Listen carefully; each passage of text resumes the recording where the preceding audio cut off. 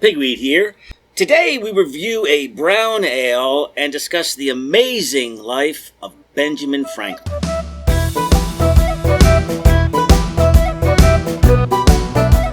Here, here! Hey, good evening, Huzzah! Huzzah! All right, so what are we drinking? This is a brown ale, an American brown ale. American brown ale. Of course. With good old Fort McHenry right there on the Yes, on it the is. can. Rocket's red glare and all that right. business. Fantastic. Okay, so what's on your mind? Well, this is the big summer 250. Yeah. Right? This is celebrating 250 years of this great nation. And so I think that we should have, maybe every week, we'll do Something patriotic. a show, patriotic, something that has to do with Yeah. the formation of this fine nation. Sure, yeah. And I think we're going to start with what some have called the first American, Benjamin Franklin. Yeah, pretty amazing dude. Amazing dude. And Amazing look at guy. this, American Brown Yeah. happens to be Fantastic. our American beer. Yeah. So, yeah, Ben Franklin is one of those guys. Did you know that when people imagine, almost a lot of people have this thought where they think, imagine what would happen if somebody in the past saw a cell phone, or if somebody in the past saw a TV, right? That most people think, imagine what Ben Franklin would. Yeah. Yeah. That's interesting. If you were to like imagine somebody from the past, they typically think of Ben Franklin. Yeah. And for good reason, because he was a brilliant guy. He would have been fascinated with all modern technology, and probably would have got right on board. So, but I tell you, this is really good. Is good. In my homebrew experience. I have most styles. I have a go-to. Mm-hmm. I am still fumbling around a little bit with my American brown, and this is something to chase. Yeah, this one has that good brown malt flavor to it, which I really enjoy. That's nice. Well done. Right. It's maybe a hint of chocolate, but not too much. Sometimes you'll get a little bit too chocolatey. Well, this is just delightful. Mm-hmm. I think this is exactly where an American brown ale ought to be. Yeah, and this is Monument right here in Baltimore, which explains the Fort McHenry on the can. Well done, boys. Send us some more. Yeah. Okay. Very nice. All right. So how do you want to tackle this? Well, I tell you what, it's a big topic. Big topic. So how about let me just rip through like the stages of his life, and then we'll come back and fill them in. Sure. Because he did everything. He did everything. Yeah. Now the founding father. He was really the founding grandfather. Yeah. So he's born in 1706. So he's really like a full generation. Yeah. He's 70 when Thomas Jefferson is 33 writing the Declaration of Independence. Yeah. So he's also anyway he's 1705, and he is the 10th son, 15th child. You know, exactly what's left over for the 10th son. You know what I mean? Yeah, right. So, there's not a lot of resources available. Right. And that could be, that's exhibited here in the fact that he went to school for about a year and a half. He's 10. It puts him in school. I guess Dad's thinking maybe he'll be a preacher or something like that. And then they're like, yeah, we don't really have the resources for that. And so at 12, they're like, they yank him out. I read that Franklin would buy yesterday's bread, save money on bread, so that he could buy books. Well, you know what? He also became a vegetarian. Is that right? For that same reason. Meat was more expensive. Oh. You spend the money on books. There you go. Okay. That's Ben for you. Mm-hmm. So then he gets apprenticed to his older brother, James, who's a printer. Right. So now he's experiencing the whole printing business. That doesn't work out so great just because he considers his brother to be a tyrant. And that probably affects his personality. And he starts his own printing business. He starts his own printing business. Yeah. So he runs off and then works at various printers. Okay. Works his way down to goes to New York. Right. That didn't work out. Goes to Philadelphia. Gets to really know the business, and then borrows money and starts his own printing business. But he already figured out producing the paper is one thing, but controlling content and distribution, right? I mean, it's like a very modern view of how of being a businessman. There's a whole lot of business sense going on in this guy. Yeah. So where he is. And he did all this when he was a very young man, made a whole lot of money, Oh, yeah. And then, like, retired at 42 or Yes, something. yes. So, how about Deborah Reed? He falls in love with a lady friend, but he's doesn't have many serious prospects. Yeah. Really. She marries somebody else. Francis. He has an affair with a woman and has an illegitimate son, William, in 1728 or 29. And you often hear about we never found out who the father was, but in this case, we don't know who the mother was. Oh, It's kind of interesting. yeah, I know. Lost to Okay. history somehow. Wow. In 1729, purchased the Pennsylvania Gazette, and this becomes the paper of the colonies, Yeah. including into the Caribbean. So yes, he starts. He's very successful. Starts buying property. Blows everybody else away in content. Oh, we'll do that when we come back and see and talk about his life. Joins the Freemasons. Francis, his son, with so Deborah's husband runs off, Oh, and so he does common law marry her, because there's some sources that say that they got married, and others said, well, she nobody knew where the guy was, she couldn't get divorced, and so they lived as a married couple for the rest of her life. Okay. Then had Francis, who died very young from smallpox. So you got the Franklin stove. We'll get to all that. Sally is born. American Philosophical Society. So then at 42, he didn't know this at the time. Halfway through his life, he has made enough money. They said he was worth like $11 million today. wow. Which is not Jeff Bezos' money, but but that's plenty to live on. Pretty to allow you to engage in other things, Yes. right? So the business side of printing and publishing is no longer his main concern, and he starts everything. Flying kites and Association, yes. Yes. Various civic associations, various scientific things, and then he goes to London. I got the feeling that Benjamin Franklin was too big for the colonies. Yeah. Right? Now it's like, at this time, Philadelphia is a major city, but a major city means like 12,000. Yeah. While London Has a million people. Yeah, is working, yes, Right. 750,000. So now he's meeting more people and more influential people, and it serves him very well. He stays there almost 20 years. Mm-hmm.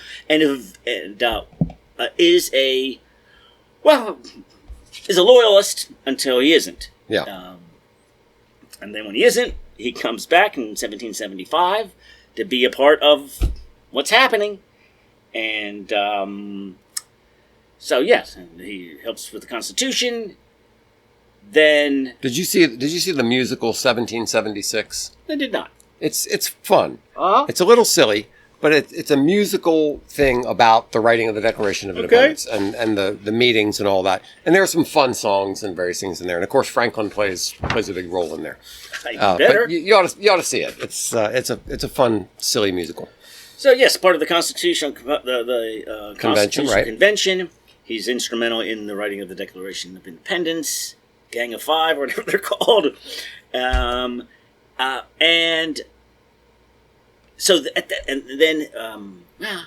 do this. We'll do that later. Anyway, peace treaty, Constitution, dies in 1790 at the age of 84. Yeah. Ripe old age. I mean, even for today, that's even a ripe for old today. age. Yeah. Fantastic. All right, so let's. I don't know how we're going to handle all Yeah, this. so let's go back to the Pennsylvania Gazette. So, because this is a topic that we're both professionally interested in. Yes. And it became one of the most successful newspapers in the colonies, as you mentioned. And he didn't do the same things that other newspapers did. They would just collect stories from other people and reprint them. Yeah. But he focused on making it entertaining, making it useful, readable, and full of local interest. All right. Which to this day is a good business model for a paper. Yeah. Hold on. But when he was 16, with his 2 years of education, and voracious reading, he was working as a copy editor. and he was Silence Dogood. he wrote under the name a middle-aged woman in his brother's paper, and he knew his brother wouldn't let him, so he would slide them under the door, and it became a very popular. How about at 16, with 2 years of education, you can be a convincing and entertaining and very funny writer as a middle-aged woman of the age. Wow. So that just shows you the spark, that's already going on with this kid. Have you read much of Poor Richard's Almanac? I have not. Yeah, so I've read not the whole thing, but parts of it, and it's really interesting. It's something he would put out every year. Every year, and it was a massive seller. Yes, and it had astronomical stuff in it, which is a little weird to modern readers. Right, but it would have little aphorisms But a farmer's almanac has, weather patterns and things like that. So it has that. Plus, but like you're saying, also, words of wisdom. Yes. And it's fun stuff. It's fun stuff. And he's full. We'll get to it eventually. But he even had the first cartoon, which back then, would you have to carve it? Yeah, wood carving. Yeah. So the first cartoon in a newspaper was done by him? Was Ben Franklin. Wow. It just never, it doesn't stop. So anyway, so I'm just saying, he was already producing content long before he got a paper, and then he's doing... So he also had a very smart focus, which is on recurring revenue, which is something that is really crucial in publishing, that you don't want to just sell something once. Like you sell a book once and you're done. You're done selling the book, right? But if you sell an almanac, an annual thing, you're getting recurring revenue. If you're selling a newspaper, you're getting a subscription. So that almanac, he's updating it each. He's not just printing it again. Exactly. So the idea is you want to have somebody who comes back again and again and buys from you again and again, right? So he also had government printing contracts. Right.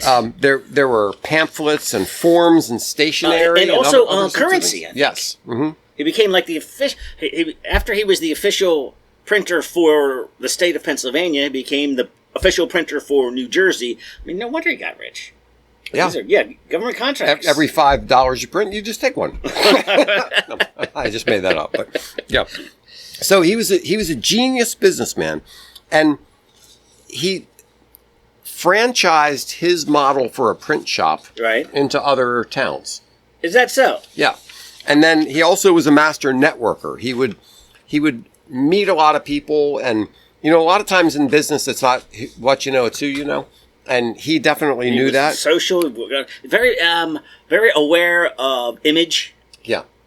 How he was presented, how he was thought of. I know one little anecdote was that while other printers, once they got successful, would have the paper delivered for them, and he would deliberately, in a wheelbarrow, walk down the street with it, like knowing that everybody is seeing him diligently working and being associated with that, just like he got it. Interesting. Before anybody got it. Right. Yeah. Very, very smart guy. So, do you want to go into his inventions? You want to do invent? Let me do associations and civic groups. Sure. So, yeah. See, as part of the inventions, he was all about giving back. Right? Okay. Being a part of the community. Right. And that's why he didn't patent. Well, that also goes along with the whole business networking thing. Because a lot of business networking groups are precisely around these kinds of civic groups and things like that. Yeah, so those two things kind of fit together. Yeah, right. So his first one, I love the very first one, which was the Junto, which is actually Junto in Spanish, but they called the Junto, Americanized.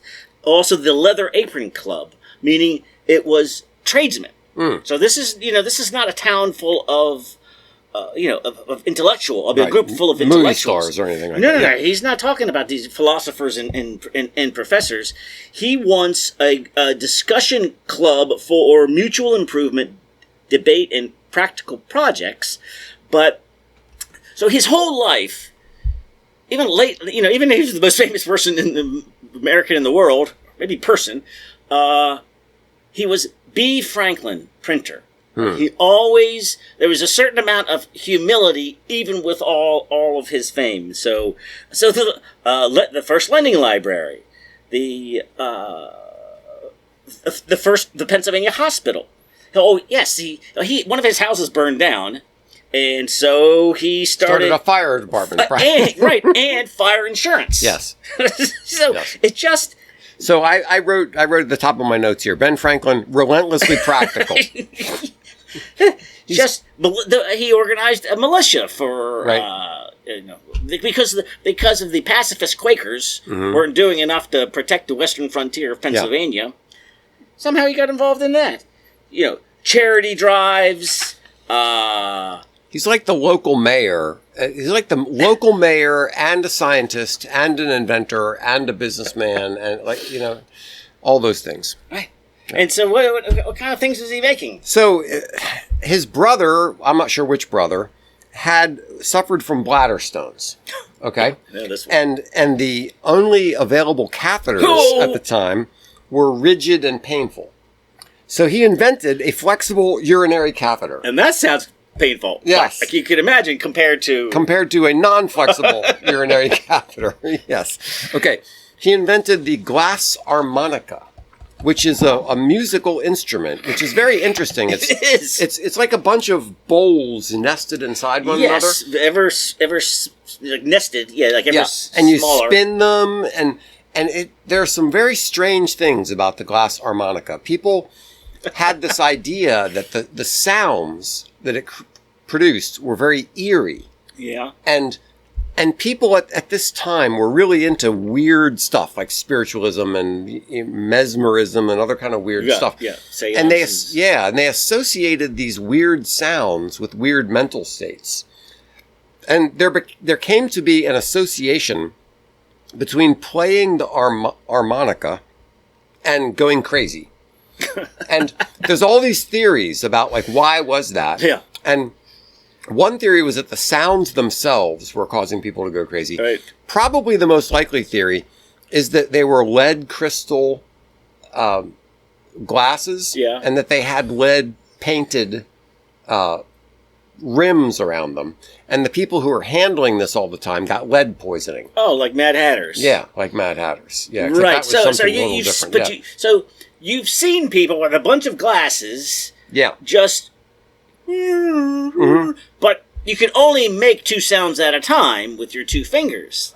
But this spinning thing. Yeah, it was almost like playing a piano. Yes. But with all these different glasses. So that one was pretty interesting. And some people did, I think, some famous composers did symphonies around the harmonica. Mozart wrote a piece for the glass harmonica. Yeah. I mean, can you imagine that? You're like, yeah. All right, Mozart. That's an accomplishment. Okay, obviously the Franklin stove. So right. The problem What's so special about that? So the problem with a regular fireplace is that it's very inefficient. It only uses the heat radiating from the fire, and a lot of the heat goes up the chimney.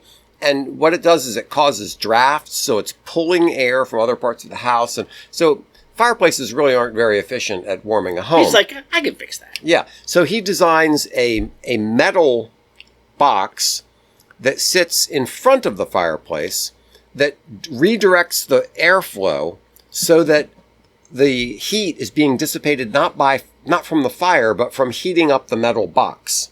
So the metal box is radiating the heat, and it's redirecting the smoke. So creates less smoke. Right. It creates more warmth. It uses less wood, and it's just more efficient. Right. But again, he doesn't patent anything. Patents were a real thing at the time. He didn't patent it? He didn't patent anything. Huh. It was just like, this is my gift to the world. Yeah, interesting. Bifocals. Right? Yeah. So he decided, once you get to a certain... But there were glasses. Yes, there were glasses. But he realized that, once you get to a certain age, looking that way and looking that way is different. Yeah. So he cut the lenses in half and made bifocals. Right. So why do you have to keep taking the dang things off every time? That's what I do. Yeah. The lightning rod. So his experience with... So he was the guy who found out that lightning is electricity, right? Right. So they had electricity from static. Yes. And there were parlor games. It was kind of a fun thing to mess around with hair standing on the end, and people Right. holding hands in a circle and whatever. Right. But they weren't certain that was the same thing, Yes. right? That So you he saw. did the whole key on the kite, and That's not a joke. But yeah, it's not a joke. And once he discovered that it was electricity and how it worked, he invented the lightning rod to protect buildings from lightning strikes. The exact technology which is on most buildings today. Right. Yeah. So the odometer, But when he was postmaster general, he wanted to get accurate distances between different delivery points. that's So a he great invented. idea. Oh yeah, I forgot to mention in my associations and civic groups, That's right. he also made a post office. Yes, and also mapping of the Gulf. This isn't really an invention, but he discovered as deputy postmaster, he noticed that ships traveling different routes would have different speeds. Okay. And he started to realize, well, something's going on here. So he helped to map the Gulf Stream. I mean, what a guy. You see a problem, you fix a problem. Now, and- one thing that I'm not sure it's going to come up in our notes, and it just occurred to me, was there was a very influential preacher during the life of Ben Franklin named George Whitefield. And this was a guy who had such a powerful voice. There's no microphones or speakers Yes. or anything. And this guy could speak to crowds of 20, 30,000 people just with his regular voice. And Ben Franklin would measure, he would measure how far away you could distinctly hear George Whitefield preaching. And George Whitefield and Ben Franklin were going to create a home for orphans or something like that in Georgia. And they worked together for a little while, but it never worked out because George Whitefield was a little too zealous Yeah. for Ben, because Ben Franklin, although being a little bit of a religious man, just wasn't anywhere near as dedicated to the cause as George. So it didn't really work out. But anyway, he was around during that time, and the two of them, George Whitefield and Ben Franklin, had a lot of interactions with one another. So he swimming fins. Yes, but although he started Well, off, hands, he though. started off with the hands, yeah. But swimming fins, the guy was just a creative thinker, Right. and his mind went everywhere. And he was so.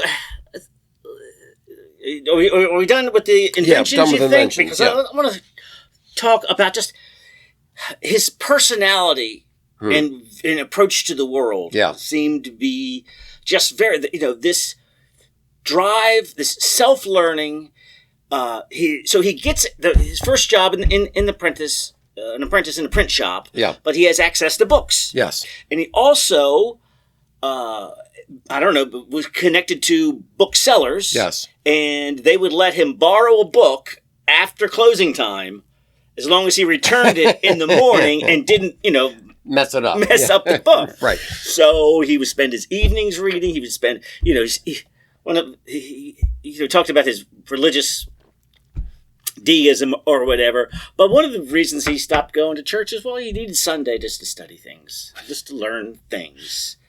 And his experience with his brother, they said, probably led to his distrust of arbitrary authority. The way that, because when you are apprenticed, Yes, you can't just quit. right. And so the fact that he ran off really made him a criminal. He could actually be arrested, and whoever stopped him, citizen's arrest, could get, the reward for this runaway. So Yeah. it was kind of a big deal that he would do that. But so he was always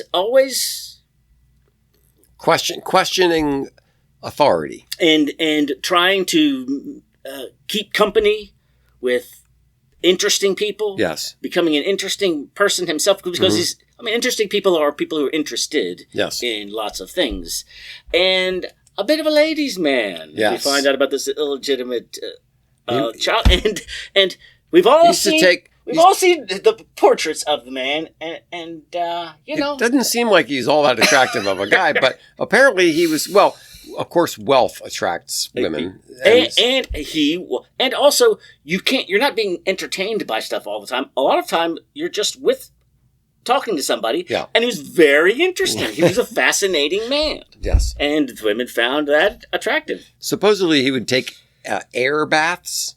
Okay. Just like sit around naked, to take an air bath. All right. Okay. And, this is the time of wigs. Yes. We always see pictures of him with that scraggly, balding, gray hair that Yes. he wasn't bothered by, He spent a lot of time in France, so, you never know what's... Yeah, but this is the thing. So, in France... Well, we kind of need to do the politics. I'll get to this. I'll get to this later. I just want to talk just about his voracious appetite for knowledge. Yeah. And so here is a guy who has multiple honorary degrees. Yeah. He's one of the great scientists of the age, speaks multiple languages, and I'm going to say it again. He was done with school by 11 and a half. Nobody has any excuse. You read this, his autobiography was the bestseller and right. probably read, it was probably common reading until the mid 20th century. Yeah. Amazing dude.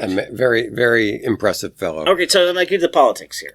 Okay, let's go to politics. So I was going to talk about aphorisms, but let's do politics first. Yes, so like we said, he really was a businessman up until 42, and then he goes to England, where he spends almost 20 years, and it suits him very well, and he considers himself a British loyalist, and he hears about the rumblings in the colonies, and he's not for revolution. He is also a little irritated by, what they're irritated by, the overstep of England and of the government and the taxes. But a lot of people in England at that time were sympathetic to what the colonies were complaining about, because there was a strong tradition in England of representation and, all the way back to Magna Carta, the idea that people had some say in the laws that affected them. And the colonies weren't being treated that way. So there was a sentiment in England that was pro the colonies. Yeah. And Thomas Paine, he was just like, I'm on board. He's an Englishman until he decided to go over and be a part of the revolution, but he was a proud member of the British Empire until he wasn't. Who wouldn't be? I mean, the British Empire was pretty doggone impressive. Yes, back of course. there, He says, we are the beautiful stepchild of the British Empire, and I love America. And this was another thing I heard, that Thomas Jefferson was very much a Virginian, and Adams, not Sam Adams, John Adams. Yeah. Very much a Massachusetts guy. Yeah. Ben had a bigger vision, and I think also helped by being in England. Sometimes getting some distance gives you some perspective. Yeah. And so he saw himself as an American, where lots of the colonists considered themselves part of their particular colony. Yeah. And so that was part of his psyche that helped him be an important person for negotiating between the crown and the colonies, and also when it came to creating something that would bind the colonies together. Sure. Yeah. So it goes back 1775. You can tell what's coming, and he is part of the group of five that they're all trying to decide who's going to write this thing. Yeah, that's one of the great scenes in the musical 1776, where they're talking about who's going to write it. Yeah, and apparently both Thomas Jefferson and John Adams were well-known writers, and they both. So Thomas Jefferson was. A lot of people thought very highly of his writing.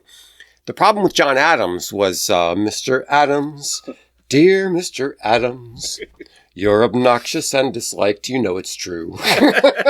Yes, and he knew that he had that reputation. Yes. Yeah. So they're going around trying to decide who's going to write in the musical. It's really funny. They're like handing the pen around, the quill, right? And eventually it falls to Thomas Jefferson, and he gets writer's block. And he's all this time he's not producing anything. So Ben Franklin sends for his wife and brings her up, and that solves things, and he gets going again. It's actually a very clever scene.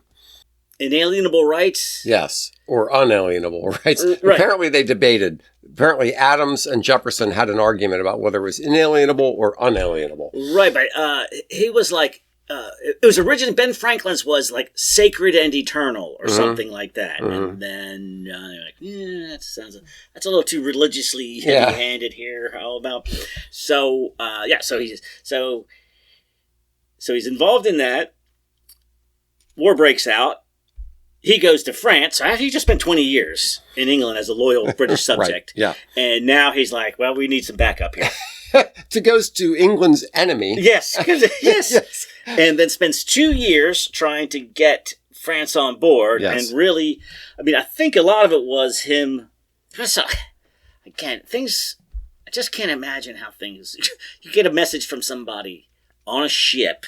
Oh, I know. Sailing all the way across. So he's actually getting news of the successes that we're having. Yeah, how does that work? So a ship is traveling from America to England. Another ship is traveling from England to America, and they see one another, and they pull by. Oh, by the way, we have some letters. Could you? No, doesn't make any sense. That's so crazy. So during these 2 years, he is able to convince the French that we're worth backing, and so he gets that. We win. He's part of the Treaty of Paris. So right. So he signs the Declaration of Independence. He signs the Treaty of Paris. He signs the Constitution. He's just everywhere. Yeah. Part of everything. Now, what was interesting? So he goes to. Now that we're talking about the image is everything kind of a thing.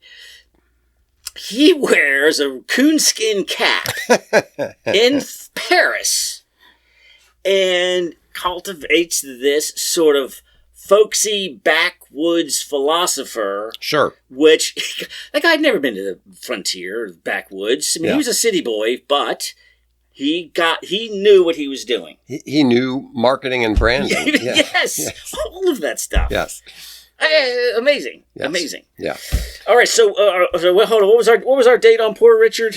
You. Poor Richard's Almanac. Yeah. It went on for many years, and it was a serial. It came out every year. All right. 1732. That's number one. So he's what did I say? 1705. He's in his late 20s, mid 20s. Yeah. So now a lot of his sayings aren't necessarily original to him. Right? Yeah. Yes. But there's also a type of a personality or an attitude that accumulates wise sayings. Some people accumulate jokes. Some people accumulate cuss words. He accumulated wise sayings, right? So even if they're not all original to him, it still just shows the kind of a guy he was. Yeah. He latched on to certain things that were wise sayings. So there's a million of them, but I'm going to pull out. Early to bed, early to rise, makes a man healthy, wealthy, and wise. All right. Little strokes fell great oaks. Diligence is the mother of good luck. Right. Lost time is never found again. A penny saved is a penny earned. That's Ben, huh? Yeah.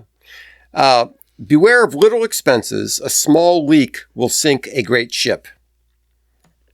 Rather go to bed supperless than rise in debt. All right. Creditors have better memories than debtors. An investment in knowledge pays the best interest. Now, that one he lived. He did that. Yeah. 3 may keep a secret if 2 of them are dead.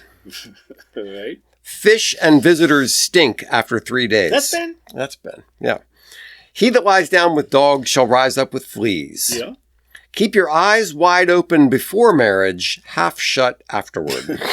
That's an interesting one. Pride that dines on vanity sups on contempt.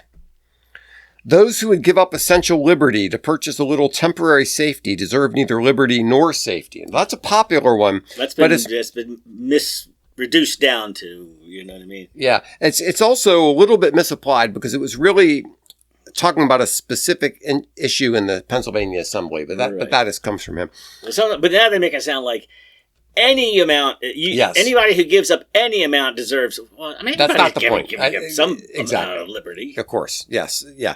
Okay. Do not anticipate trouble or worry about what may never happen. And that reminds me of the motto of the Home Brewing Association.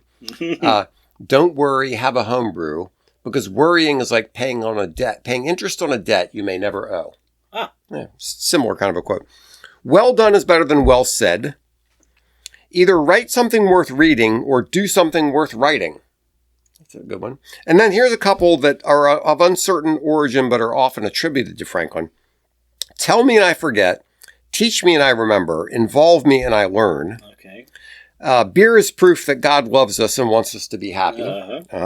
In wine there is wisdom. In beer there is freedom. In water there is bacteria. Yeah. Now, he was all about moderation. Yes. And so he had, moral improvement. Yes. And he would keep like a chart of all, temperance and how am I doing in this area? Yeah. And would actually check mark it at the end of the day, like Yes. where he had failed. So, And that's a very common in business. A lot of times people will say what gets measured gets done. So that kind of thing where you're checking yourself daily. How am I doing with my weight, with my eating, with my drinking, with my whatever you want to correct, and am I cussing less than I used to? Or whatever, whatever kind of self-improvement. Sure. Now, so I listened to this one podcast. It was called Founders, but it wasn't like Founding Fathers. It was Founders of Industries. Oh. And how many people referred back to Franklin for their inspiration, and including Elon Musk. Wow. And a South African. It seems so strange that he would have such a focus on always being productive, and yet was also still so sociable. Yes.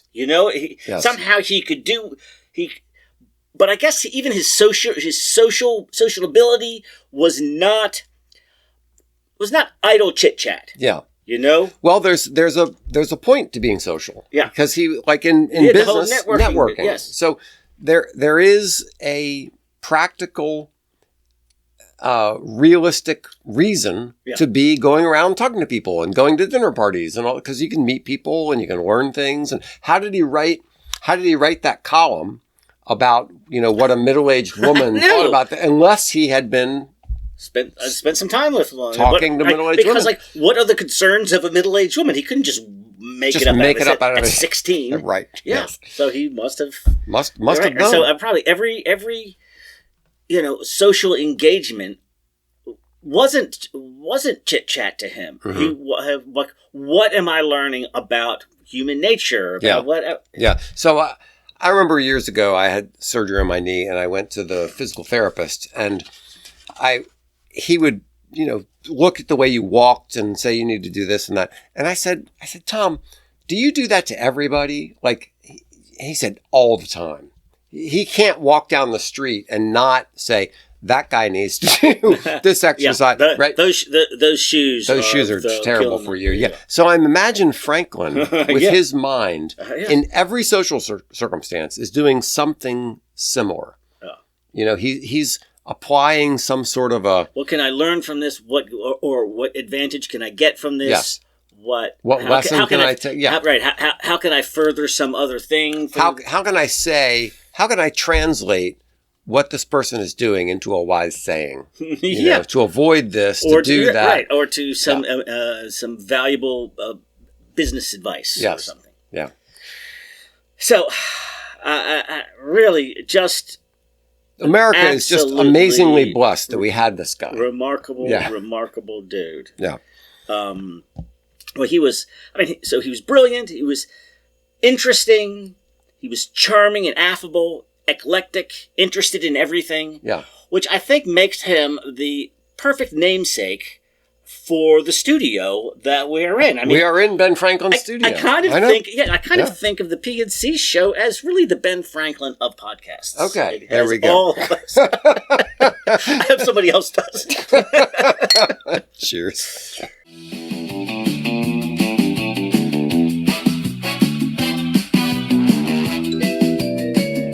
Thanks so much for listening. Be sure to like this video and share it with your friends. Blue suit in the sunshine.